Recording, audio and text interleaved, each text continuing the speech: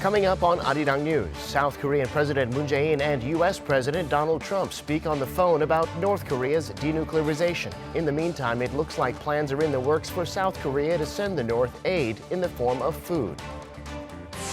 In trade, data show South Korea's current account surplus shrank in the first quarter to the smallest since 2012. To blame was a slowdown in global trade and a plunge in shipments of memory chips. And the government announces support for small online businesses to sell their products overseas. Support in the form of logistics, especially to reduce costs. It's 4 p.m. here in Seoul. Thanks for tuning in to our afternoon newscast. I'm Devin Whiting. In last night's phone call between the leaders of South Korea and the U.S., they, of course, talked about North Korea, but also the possibility of President Trump visiting Seoul in the coming weeks. Our presidential office correspondent Shin Se-min has more. Speaking over the phone for the first time in nearly a month and in the wake of the North's recent projectile launches, Presidents Moon Jaein and Donald Trump discussed ways to resume talks on scrapping North Korea's nuclear program while maintaining the current momentum for dialogue. South Korea's presidential spokesperson said in a statement that the leaders also talked about ways to prevent Pyongyang running off the tracks in regards to the denuclearization negotiations. Seoul's top office added the leaders agreed that their proper response following North Korea's unexpected projectile launch last weekend was extremely effective. In particular, President Moon said he appreciated Trump's tweet that came after the military activity, saying it played a crucial role in keeping North Korea and the denuclearization process moving in the right direction. President Trump tweeted that he believes North Korean leader Kim Jong-un realizes his country's great economic potential and that he will do nothing to interfere or end it. The White House said the two leaders discussed recent developments regarding North Korea and how to achieve the regime's final, fully verified denuclearization, though it did not provide additional information on the call. The leaders also talked about the recent UN report that depicted a grim image of North Korea and its food shortages. The Blue House spokesperson said President Trump assessed Seoul's provision of humanitarian food aid to North Korea as very timely and a positive step, adding that Trump said he supported the move. President Trump's stance is consistent from a month ago when he said he had no issue with such humanitarian support. And I'm okay with that, to be honest. I think you have to be okay with that. And South Korea is doing certain things to help out with food and various other things for North Korea. Both leaders also agreed to work toward having President Trump visit Seoul in the coming months, especially with the U.S. leader making two separate trips to Japan in May and June.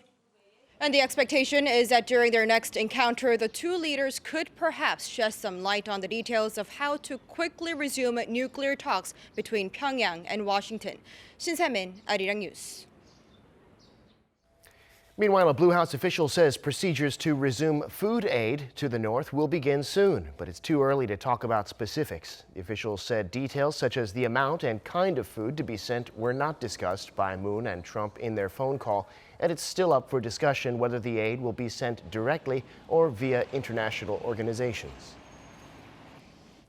President Trump's special envoy on North Korea is in Seoul today to discuss with South Korean officials the North's latest military activity and new ways to pursue the regime's final, fully verified denuclearization. Kim Yo-sun reports. U.S. Special Representative for North Korea Stephen Biegun will arrive in South Korea on Wednesday afternoon to discuss North Korea's latest firing of projectiles off its east coast. Staying in Seoul until Friday, Seoul's foreign ministry says Biegun will meet with his South Korean counterpart, Lee Do-hoon, South Korea's special representative for Korean Peninsula Peace and Security Affairs. He's also expected to hold a meeting of the Seoul-Washington Working Group on ways to resume dialogue between Pyongyang and Washington. Originally, the issue of providing humanitarian aid to the North was the major agenda of the meeting, considering the North is experiencing its worst food crisis in a decade. However, Seoul and Washington are set to come up with coordination measures to respond to Pyongyang's latest military activity. Beacon is also expected to hold talks with South Korean officials in charge of the country's diplomacy and security policies, including newly appointed Unification Minister Kim Yeon-chul and Kim Yeon-jong, second deputy chief of the Blue House National Security Office. Meanwhile, the U.S. envoy for the North, who's visiting Japan before flying to Seoul, said Tuesday that the North's latest military activity suggests the regime feels anxious. Japan's national broadcaster NHK quoted Beacon as saying the second North Korea-U.S. summit in Hanoi ended prematurely with no deal, as Washington was unable to accept the regime's requests. Kim Yo-san, Arirang News. Under the Moon Jaein administration, we've seen major changes in inter-Korean relations. But now, at the administration's 2-year mark, experts say there's yet more to do for the president to keep up the momentum. Our Park Hee-jun takes a look at President Moon's time in office so far and where things might be going. The Moon Jae-in government has opened a new chapter on the Korean Peninsula, but greater challenges still loom ahead for South Korea to remain a linchpin of the peace drive. That was the view shared by experts at a policy conference on Tuesday, aimed at assessing the administration's first 2 years in office and discussing where it should go from here. The government has made many concrete achievements, most notably easing military tension on the Korean Peninsula and laying the groundwork for inter-Korean railways. But progress in inter-Korean and North Korea-U.S. relations came to a pause since the Hanoi summit last month. Nevertheless, the government remains determined to cement the newly found peace on the Korean Peninsula. Under close coordination with the U.S., Seoul plans to fully implement the inter-Korean agreements reached so far in order to advance relations and hold a fourth inter-Korean summit. But achieving this vision requires close partnership with the relevant parties, something South Korea has not been doing well so far. Pointing to criticism that South Korea has been neglecting diplomacy with its 4 neighboring powers, the U.S., China, Japan, and Russia, experts emphasize that damaging relations with any of these countries must be prevented.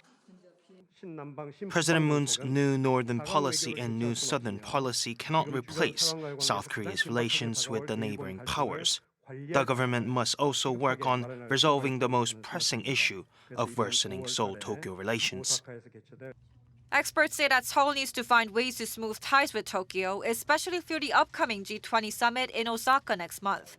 They also advised the Moon administration to establish a task force for a comprehensive analysis of the ongoing trade dispute between the U.S. and China, a key factor that affects North Korea's denuclearization. The best situation is for a deal on North Korea's denuclearization to be achieved within President Trump's term. But experts say that it's most likely that it will become a long-term goal, all the more reason for South Korea to maintain good relations with the relevant parties so that denuclearization talks can continue even after a change of administration. Park Hee-jun, Arirang News.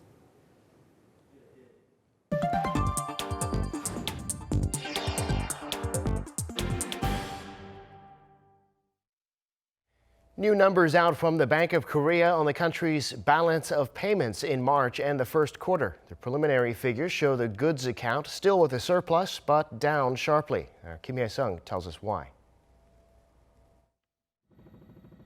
South Korea's current account surplus for the first quarter of 2019 slumped to a low not seen in roughly 7 years.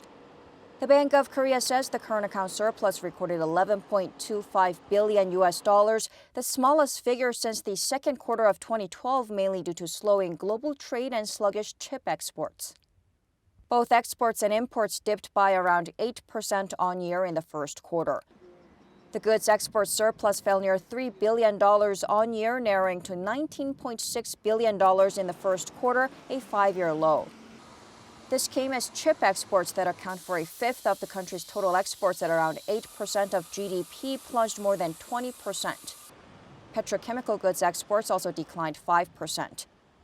By region, exports to the U.S. increased, but shipments to China, Japan, the EU, and the Middle East all fell in the first quarter. The services account deficit, however, narrowed by $1.7 billion to $7.7 billion thanks to more Chinese and Japanese tourists traveling to Korea. In the month of March, the current account surplus recorded $4.8 billion, remaining in the black for the 83rd consecutive month. But still, both exports and imports fell more than 9% on year. On top of sluggish exports, the Bank of Korea said corporate dividends for foreign shareholders, which are mainly paid out in April, will likely result in an even smaller current account surplus or possibly even a deficit for April. Kim Hae-sung, Arirang News. South Korea's exports have been down on year, in fact, for 5 months in a row. And to stem the bleeding, the government's announced new measures to help small and mid-sized firms selling their products online. Go Jun-hee explains. To revitalize South Korea's flagging exports, many analysts have pointed to the importance of supporting small and mid-sized firms because they generally lack networking opportunities and resources compared to larger ones. And to turn things around, economic-related ministries unveiled new measures on Wednesday to support the company's e-commerce activities. The government aims to foster 15,000 online export firms by 2022. These refer to companies that originally depended on domestic demand but are eligible for government support in their e-commerce exports. The Ministry of SMEs said it will achieve this goal through two main methods. First, because small businesses export a relatively small quantity of goods, the government will provide financial support in terms of storing the export items. This will save the firms' distribution costs and enhance their price competitiveness in the online market. Second, the government will collaborate with global platforms and provide lessons on how companies can actually upload or sell their products. The ministry has allocated around $36 million this year to support online export activities. Other than e-commerce, ways to foster unicorn firms were announced as well. A unicorn firm refers to a privately held startup that's valued at over $1 billion. Because the ministry believes startups can become unicorn firms by expanding internationally, the government will work with related organizations so they can provide overseas networking opportunities. Last but not least, the government will increase the number of cultural activities related to Hallyu, or the Korean wave, so small firms can more easily enter emerging markets. 고륜이, Arirang News. It's time now for an in-depth look at the markets here in Korea and around the world. And for that, we're joined on the line by Dr. Hwang Se-eun, Research Fellow at the Korea Capital Market Institute. Thanks for coming on today, Dr. Hwang. Thank you for having me today. Well, with the Trump administration saying it's going to put those new tariffs on China this Friday, Wall Street on Tuesday saw its biggest decline in 4 months. What happened there and in other markets? Wall Street's main indices tumbled about 2% on Tuesday as investors shunned risky assets. The Dow closed 473 points lower at 25,965 after plunging as much as 648 points at its low of the day, while the S&P 500 lost 1.65. It was the Dow's biggest drop since January 3rd. The Nasdaq Composite dropped 1.96%. It is pretty clear that this is all driven by the trade issue. U.S. officials have accused China of backtracking in the past week on substantial commitments made during months of negotiations aimed at ending their bruising trade war, prompting President Donald Trump to issue a Friday deadline to raise tariffs on $200 billion worth of Chinese goods to 25% from 10%. The surge in trade-related uncertainty comes just after U.S. stocks reached record highs, and if the higher volatility is sustained, it could indicate further trouble for the Wall Street. Yeah, well, world markets actually down across the board on the news of these tariffs. Here in Korea, the Kospi starting out sharply lower, recovering slightly, though. Take us through the action today in Korea. South Korean stocks spared earlier losses after dropping by almost 1% right after the opening bell over the deepening trade dispute between the U.S. and China. The benchmark Kospi slid 0.41% as of close, while Kosdaq Composite dropped 1.07%. South Korean stocks fell Wednesday after a top U.S. trade official indicated that higher tariffs on Chinese goods are coming later this week, disappointing stock traders who hoped President Trump's weekend tweet threat was just a negotiation tactic. The market was very complacent for a while, thinking a deal would happen between U.S. and China. However, if we look forward, I think investors will see more volatility and lower overall returns with low interest rates. Investors need to be very cautious about escalating trade tensions between the U.S. and China. Yeah, well, staying with trade and the associated risks, Korea has been relying a lot on memory chips for exports, which in the first quarter were in a major slump. The BOK says the current account was at its lowest in several years, as we just heard. The surplus in the goods account down below $20 billion. What do you see in that data, and where are we going from here? In the first 3 months of this year, South Korea's current account surplus marked the smallest surplus on a quarterly basis since the second quarter of 2012. The country's exports also fell 2% in April from a year earlier, extending their on-year fall for the fifth consecutive month due to a drawn-out slump in chips and a weak demand from China.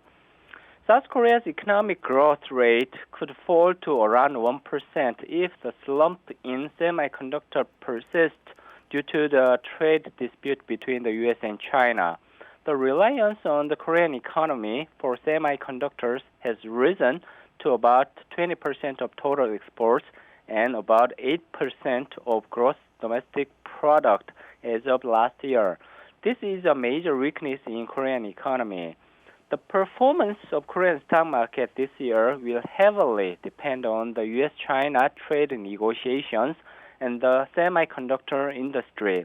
Unless the U.S. China trade negotiations are concluded and the semiconductor industry recovers, the market may end up with worse than expected results. Indeed. Well, we'll have to see what happens between now and Friday, but that's where we'll have to leave it today. Dr. Huang, thanks so much for your insights, as always. Thank you very much. Meanwhile, China's top trade negotiator is headed to Washington for 2 days of talks starting on Thursday to try to continue their trade negotiations despite President Trump's latest threat of new tariffs on Chinese goods. Lee Seung-jae has more. Despite the atmosphere surrounding the trade talks shifting dramatically in the space of a week, the Chinese delegation, led by Vice Premier Liu He, one of the country's leading economic policymakers, is heading to Washington for another round of trade negotiations. China's Commerce Ministry announced on Tuesday that the Chinese delegation will hold talks with their American counterparts on Thursday and Friday.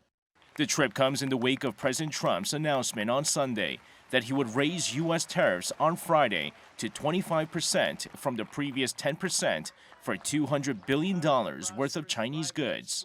Caught off guard, the Chinese delegation were initially uncertain whether Liu should travel to Washington. However, U.S. Treasury Secretary Steven Mnuchin has said that if the Chinese trade delegation brings a new proposal with them on Thursday, the U.S. delegation will review it and pass it to President Trump. U.S. Trade Representative Robert Lighthizer says the administration's current plan is still to hike tariffs at 12:01 a.m. Friday, Washington time. Experts say the next round of trade talks will be crucial, as it will either end the trade war or escalate it even further with more tit-for-tat tariffs. Lee Seung-jae, Arirang News. Now, one thing Korea has been trying to figure out for a few decades now is how to prepare for the time when a huge portion of the population is elderly. There's a report out, though, saying already senior citizens are contributing around a fifth of the country's GDP. Our Yoon Jung-min reports. South Koreans over 55 years of age contributed over $256 billion of economic value in 2014. According to data by the Korea Institute for Health and Social Affairs on Wednesday, the estimated economic value over 55s created through employment reached more than $151 billion, with nearly half of over 55s working an average of more than 2 hours a day. Over 55s also contributed over $86 billion of economic value in the form of household chores. The total economic value created by over 55s amounted to nearly 20% of the total gross domestic product in 2014. And the value created by activities other than employment, such as caregiving, volunteering, and household chores, was worth some 8% of GDP. South Korea is already an aging society with some 14.3% of the population aged 65 or above. As the society gets older, the overall productivity is seen to decline, but this recent study shows the contribution that older generations still make to the economy. Currently, the official retirement age is 65. However, with growing awareness of the productivity of seniors, the possibility of raising this age cap may again come up for debate. Yoon Jung-min, Arirang News. Today, May 8th, is Parents' Day in Korea. Traditionally, children would give their parents carnations as a token of respect and gratitude, but it seems that gesture, in particular, is less popular than it used to be. What more parents want now is something more practical. Oh Soo-young reports. It seems flowers and cake no longer cut it as go-to gifts for Parents' Day. According to various media platforms, flowers and cake were rated as generic and unpractical by most parents, who also said they would rather not receive smartphones or any other smart gadgets. Unlike Western culture, which celebrates Mother's and Father's Day separately, Korea has observed a special day for all parents since 1973. It's a day for hyodo, which means treating your parents with respect and devotion. This is an age-old societal principle based on the country's family-centered Confucianism culture. Carnations were the traditional present for Parents' Day, but in recent years there's been a growing preference for practical options rather than symbolic ones. The most popular Parents' Day gifts on Naver include massage chairs, smaller massage devices, as well as health supplements and beauty products. Cash, of course, also remains a popular option. Well, you can't ever complain about cash or gift cards. One interesting gift this year is going on a blind date. As more and more young people are staying single and foregoing marriage these days, it seems some of them are offering to go on blind dates to make their parents happy. That's a new gift option we've seen this year. Regardless of what's inside the wrapping paper, it's clear that a gift still has to come from the heart. A heartfelt letter or a phone call were high up on the wish list. I'd like to let them know all the things that I wanted to say, but never had a chance to. Quality time together, such as dining out or watching a movie, is also becoming more popular. Oh Soo-young, Arirang News.